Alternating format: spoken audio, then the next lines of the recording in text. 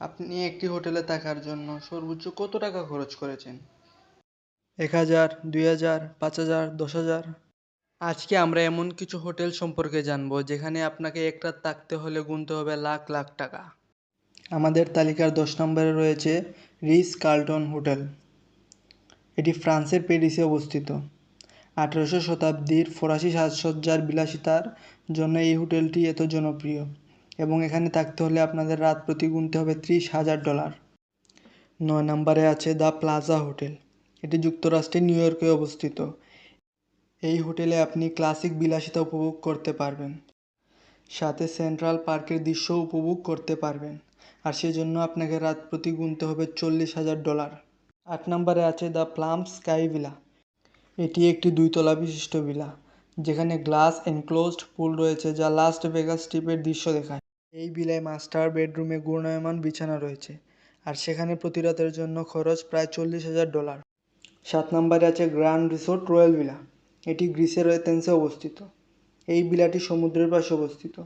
এতে একটি ইনডোর ও একটি আউটডোর সুইমিং পুল রয়েছে। এই হোটেলে গেলে আপনি একজন ব্যক্তিগত শেফ পাবেন যিনি আপনাদের ইচ্ছা অনুযায়ী খাবার বানিয়ে দিবেন, আর এজন্য আপনাদের রাত প্রতি গুনতে হবে $৪৫,০০০।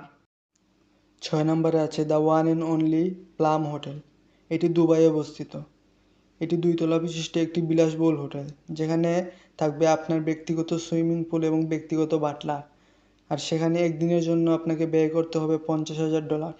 নাম্বার ৫-এ আছে টাই ওয়ার্নার পেন্টহাউস। এটি যুক্তরাষ্ট্রের নিউ ইয়র্কে অবস্থিত।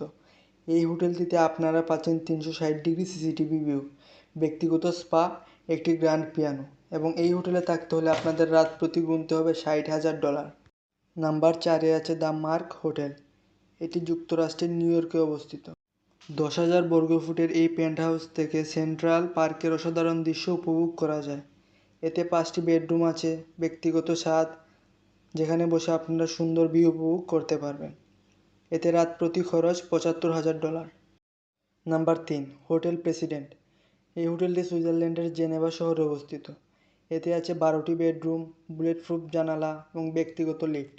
এই হোটেল থেকে লেক জেনেভা ও আলপাসের প্যানোরামিক ভিউ উপভোগ করতে পারবেন, আর এর জন্য আপনাকে রাত প্রতি ব্যয় করতে হবে $৮০,০০০।